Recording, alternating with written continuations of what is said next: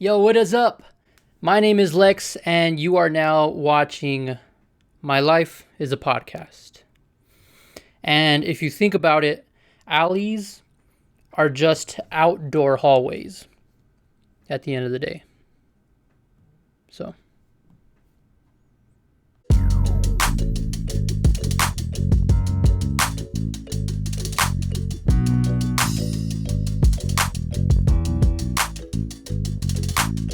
What is up? Here we are at episode number 1 officially. So the first one was kind of a test episode, episode 0. We're back on the YouTube channel, Lex Talking About Stuff. Once again, this is My Life is a Podcast by Lex. And yo, thank you guys so much for all the love so far in the first 2 weeks. It's been super crazy, super amazing, pretty surreal because as a lot of you guys know, I'm actually a rapper as well by the name of Lex D. So yeah, I figured, local rapper, and then sort of thinking about my next transition, like the only way to go is just product reviews, So it's that's the way to do it, is what they say on the streets is rapper to product review. So one second I'm spitting a hot 16. The next I'm reviewing a bar of soap. So yeah. But anyways. Oh, this is what I hope wouldn't happen if I started making myself laugh on these things, because then it would just make me look like a total psycho.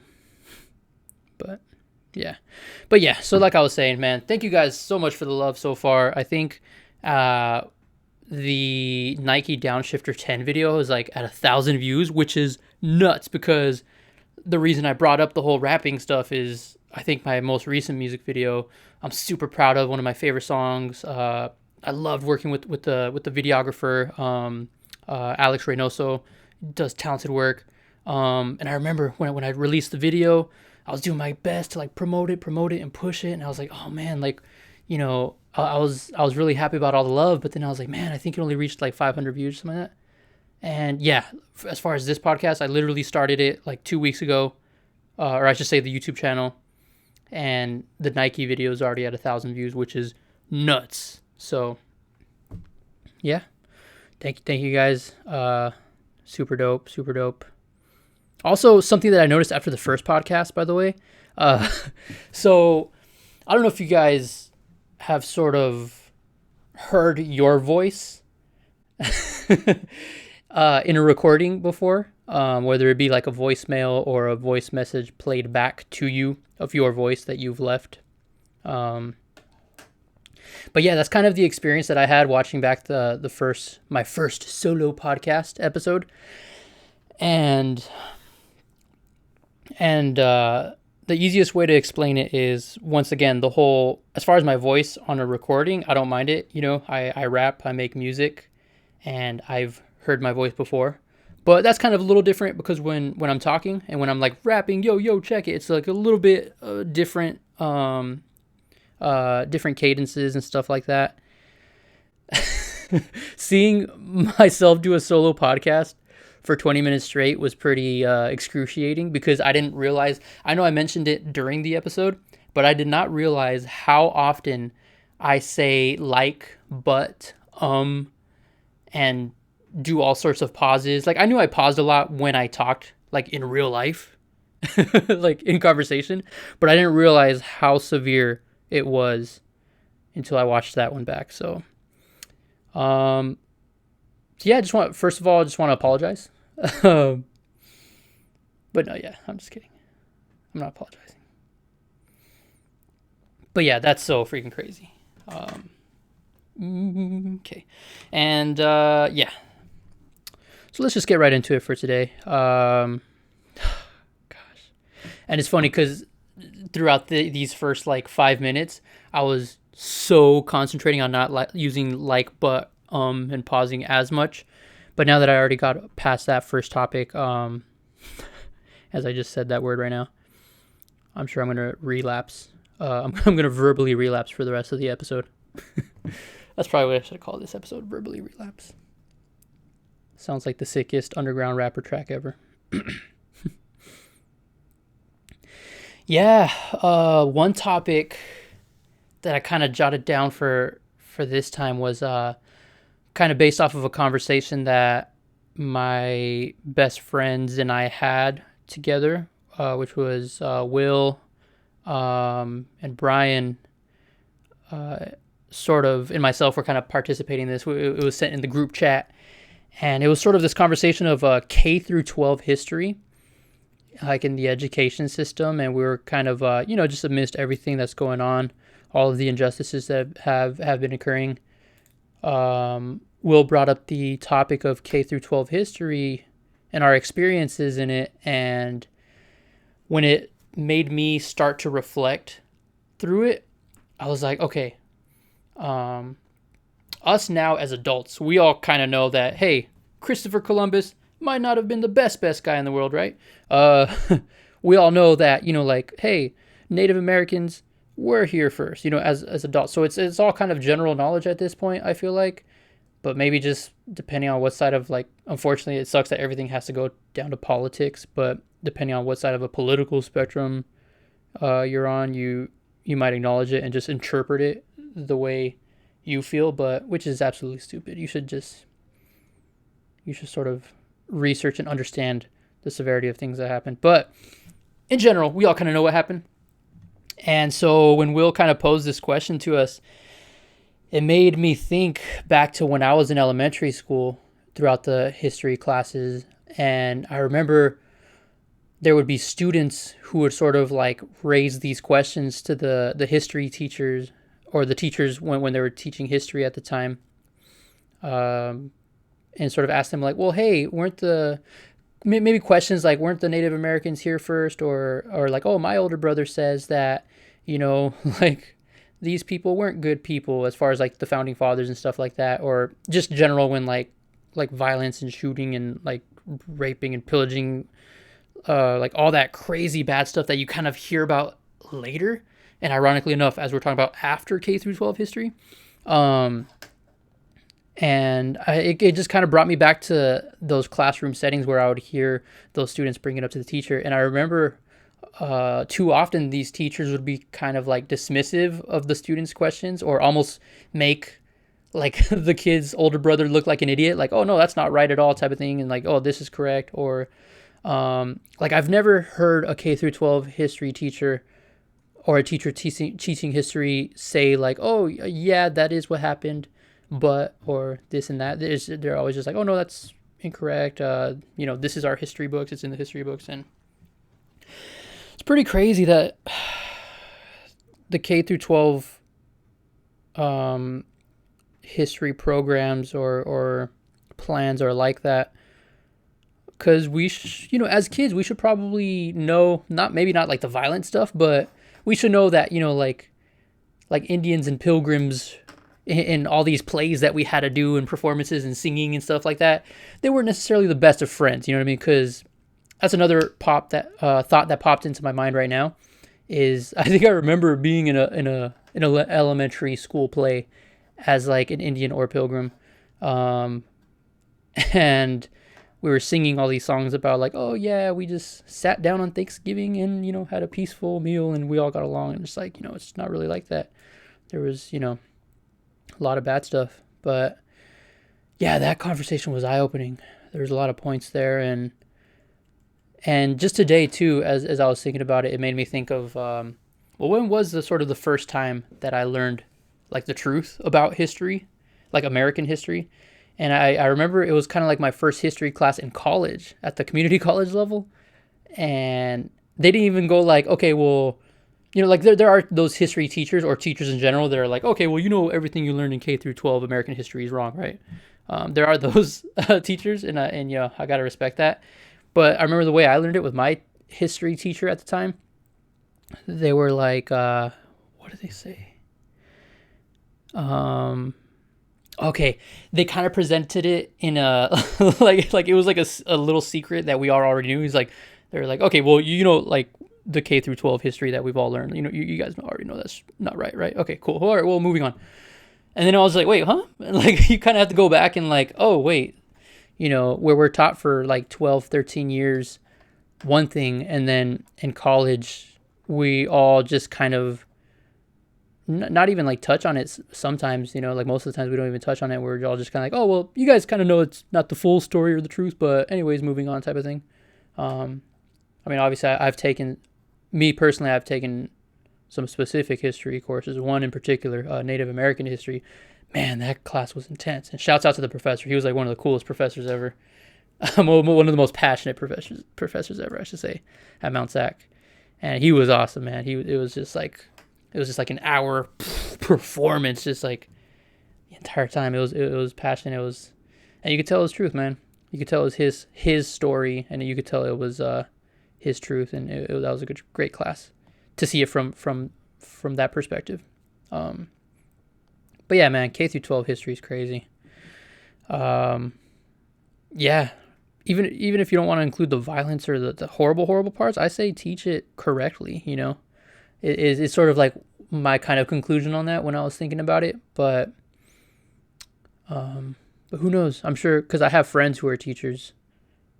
I have buddies who are teachers in high school, and I'm sure they don't teach it the way that I grew up learning it. So I'm sure things are changing a little different, but I'm sure there could be a little bit more that could be done. But crazy. Man, what else do I have on here? Battle rap. So yeah, like I said, I am a rapper by the name of Lex D, and one of my biggest passions in my life is music and all that good stuff. But one thing that I did do for a portion of like the 2010s was battle rap, and that was a crazy, interesting phase and community, to be honest, because it was such a dope, like, close community. It was like family. It was like good friends. It was all that good stuff. But then I was thinking about like all this cancel culture stuff like over the past few years, right? And it seems like week to week, like people, like the generation, not even the generation, but just like everyone's trying to like go in deep into everyone's past and like trying to find stuff at times, the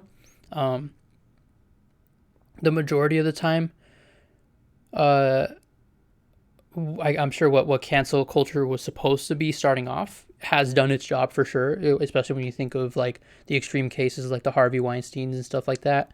Like like a person like me wouldn't have ever known anything like that unless that type of cancel culture successfully, shed light on such a horrible situation like that, or a system like that, basically is what it really is. But yeah, so I was kind of thinking of like that stuff, but like, okay, well, what about like the stuff where people might sort of be nitpicking on that? And I was thinking about like battle rap and like the battle rap culture, and just thinking back to it, I'm like, man, it's like trash talk. It's like, you're trying to like rap better, but you're also trying to like diss them because they're going to diss you. They're going to diss the hell out of you. You know what I mean? So like at times you kind of get caught up in that as a battle rapper, as like, oh yeah, well, I got to bring it even harder than that. And like, the format became popular in like 2009. And I remember since then, like for a few years, the first few years, I would always, I would get caught up in that type of like, oh, like race jokes and stuff. Cause I would get it, whether it's like what I actually am, or the big popular one was what I looked like. Right. So like I would always get more of what I looked like, which was pretty hilarious. But, they say some, not even mean things, but they just say some like, not even politically incorrect. They would say some like some very horrible things, right? So sometimes I felt like I got dragged into that because I was like, oh man, well, maybe I should say some horrible things, even though like I don't believe it. And even though I'm sure 99% of my opponents didn't believe what they would just say it just to kind of get a rise out of the crowd, and that crowd reaction, the laughs, and because like even the crowd knows like, oh, these guys don't mean this stuff. Like I've met Lex in person before. He's a nice guy type of thing. But I remember a couple people early on took a stand. Not a stand, but kind of like vowed whether or not to do battle rap, but just kind of changed their ways. And I remember one in particular, the first one was No Can Do, like a legend in the battle rap game. But I remember he wrote like an LA Times article or something, or it was an LA Weekly article, I want to say, about just like, saying all this stuff, kind of like whether it got to him or whether he just realized it was wrong, that he just kind of decided to make a change. And that's sort of like a change that I made like years ago. And when I realized, like, man, like I'm saying all these things that I don't even believe. And again, they're just race jokes. Like some of the earlier part were like homophobic stuff. You know what I mean? Because like whether it be like the 90s hip hop culture, or even like the 2000s hip hop culture, is very homophobic like type of culture to begin with. And again, like I would, even though I wouldn't believe any of the stuff I would say, I would sometimes just say it because it was like the crowd reaction factor or whatever. But yeah, it kind of made me reflect, because I even brought this topic up on the Awkward Side Hug podcast recently, and I was just like, man, that's like one of the things I look back in my life and like sort of like, I don't want to use the word regret, but it's just something I wish that like I would have approached differently, I guess, because I've done rap battles over the past few years. Like I average kind of like one per year now, or one every 2 years, and you'll notice the difference. Well, not the difference per se, but you'll notice that my style hasn't changed. I try to stick towards the comedy, like crowd pleasing style, but you could tell I'm just more of like, okay, I'm just gonna be more creative about it and like X out all that type of language. And it kind of begs the question, you know what I mean? Like, even though like these horrible things have been said, I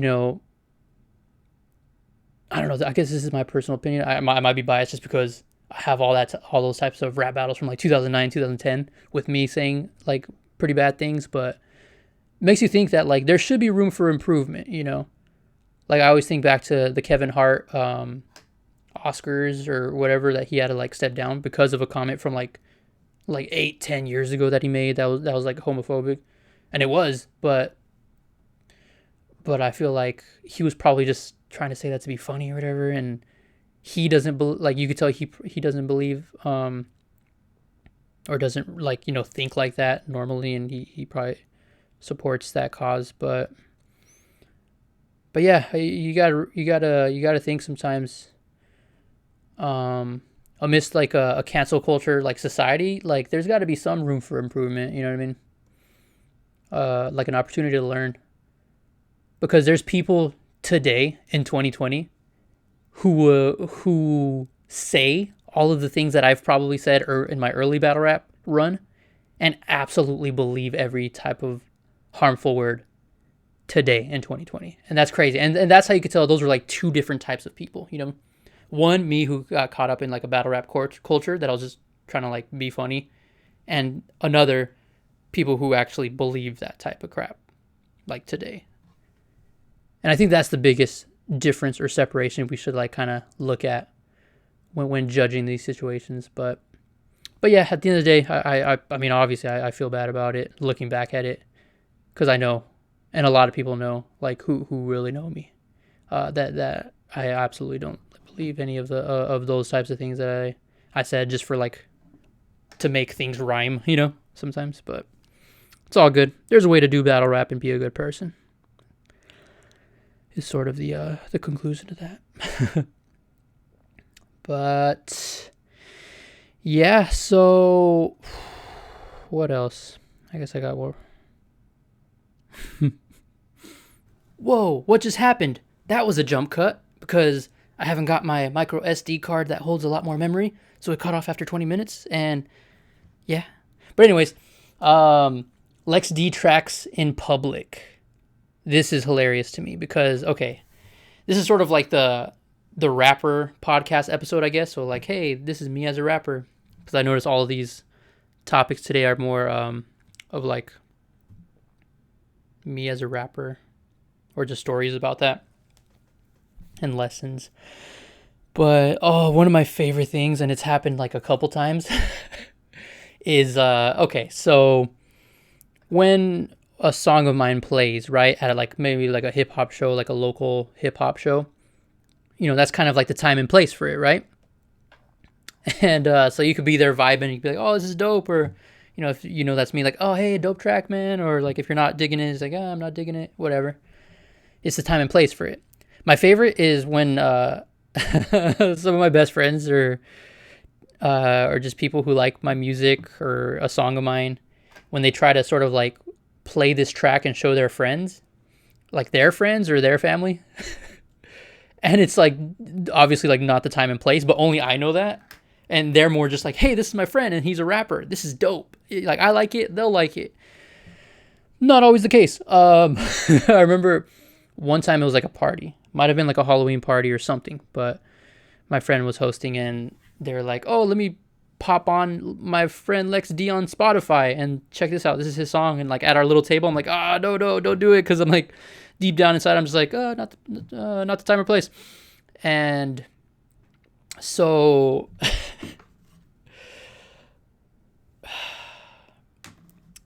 freaking, sorry, I lost train of thought. Okay. So they play the song, right? At a party, it's through the speakers or whatever. And, you can tell like the table that I'm at is just kind of like, this is, cool or whatever. Like it's always an awkward situation for me to be put in. And so like you kind of tell they're biased and they have to just be like, oh, this is cool. Or like, oh, this is you. Wow. Your voice is on a song and on a beat and it's playing in the speaker right now. It's kind of like the highest compliment you could possibly give in that situation. Cause like we're all just trying to vibe out at a party. But oh my gosh, it was so hilarious. I guess like one of the people at the party stepped outside and when they walked back in while the song was playing, they were just like, this crap is horrible. Or like, they're like, this is terrible. And like, he like yelled it out and I was like, oh my gosh. And, yeah, low key, like 1% of me like died inside. But since I love comedy, like the other 99% of me just absolutely loved it. Cause I thought it was hilarious. And you could tell he was embarrassed on the inside, but he just wasn't trying to show it. Cause like my friend was just like, hey, don't be a jerk. That's him, blah, blah, blah, this and that. And then he was like, oh, and you could tell he kind of tried to play it off like, oh, well, I don't, really listen to hip hop or whatever. But the damage was done and it was hilarious. And yeah, funny enough, this has happened twice. I think that's Steven, my buddy Steven, shouts out to the Awkward Side Hug podcast, me, Brian, and Steven. I think the second time happened at like Steven's baby shower, actually. So hilarious. He had control of like the speaker in the venue. And he was like, oh, I'm going to throw on a Lex D track.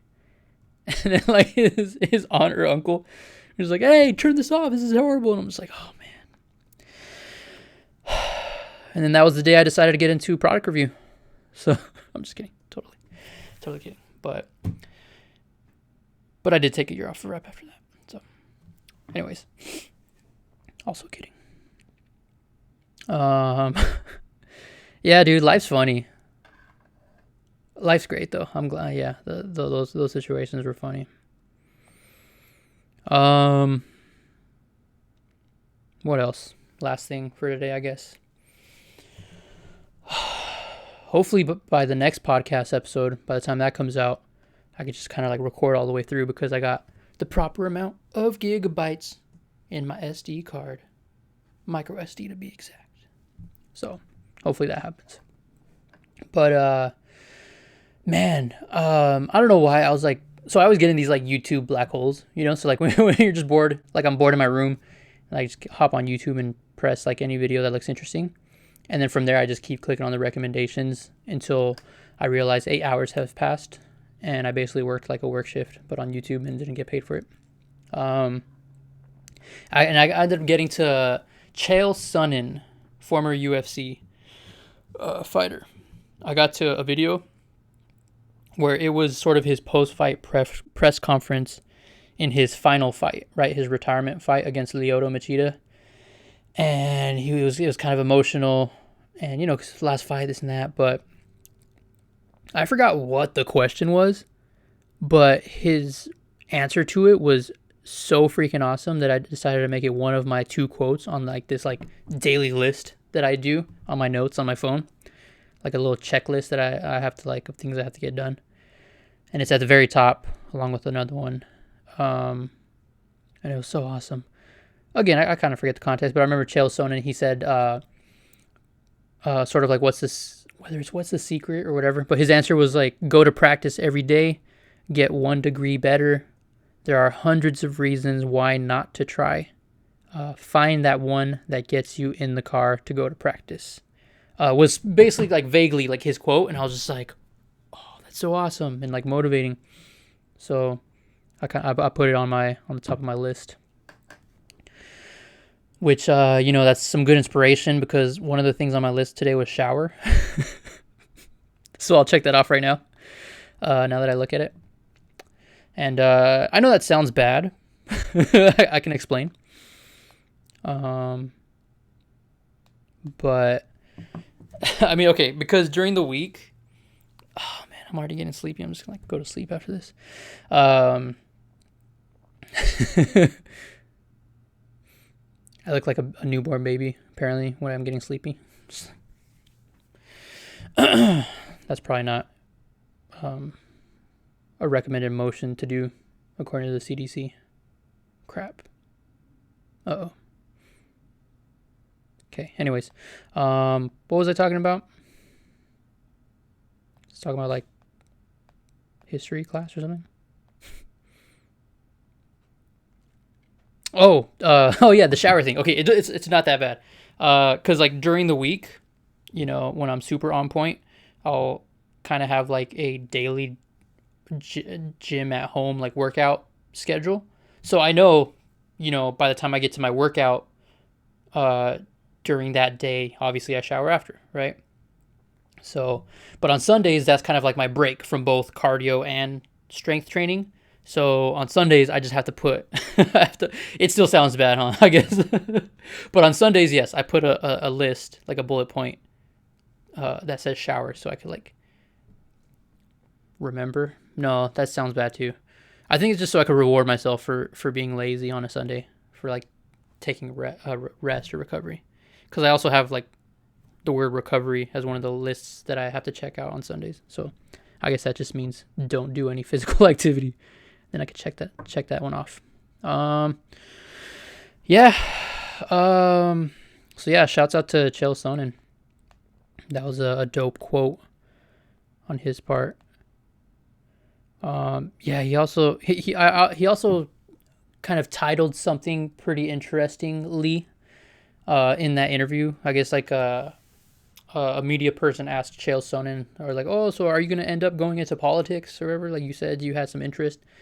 And Chael kind of mentions like, to be honest, that's just kind of a fantasy. That was like one of those fantasies. And like the way he used like the term fantasy in that situation, it kind of made me realize like, oh man, that's kind of a cool way to look at things sometimes. Because I remember like I've played baseball for years when I was like little, and I remember I recently tried out for like the Cal Poly Pomona team like a couple years ago, when COVID wasn't around, and I was so happy at like the progression that I made while training, because I trained for like a whole year for this tryout, and I was like, I surprised myself specifically at like the hitting part of it, but I totally ignored like cardio, which was horrible, and I don't know why I did that, and that kind of really showed in like the fielding aspect and like my defense and stuff, unfortunately. So obviously I didn't make it, but it's always been like kind of like a little bit of a, I guess that's always been kind of like my fantasy. So like when I kind of like get motivated, I'll train really hard and then do it and just go for it. And that's always been like a fantasy of mine. So if I ever made it, I could be like, oh, this is awesome. But I don't know. I guess the concept of like having hobbies and sort of not, sometimes just not treating yourself so seriously all the time. It's okay to have like fantasies sometimes. Because I remember sticking to the theme sort of like of the whole rapper thing. I remember like back in high school, like late high school, like when I was 17, even like 18, 19 years old, like this, you kind of get shunned and looked down upon if you were like a rapper, right? Or trying to be a rapper after high school. But yeah, just go for it, man. Just follow your dreams. Like I guess is the, I know I was very rambling in that, but yeah, I don't know. Even if it is a fantasy, and if you want to go for it, go for it. You shouldn't feel bad for following a dream. Even if most people look at it as fantasies. So like, I guess at the end of the day, you could kind of like internally look at yourself, and you could kind of file which one goes under fantasy, which one goes under like, this is for real my dream that I'm about to have goals in meeting and meet those goals. I think I'm just saying words in general now. But yeah, just follow your dreams, man.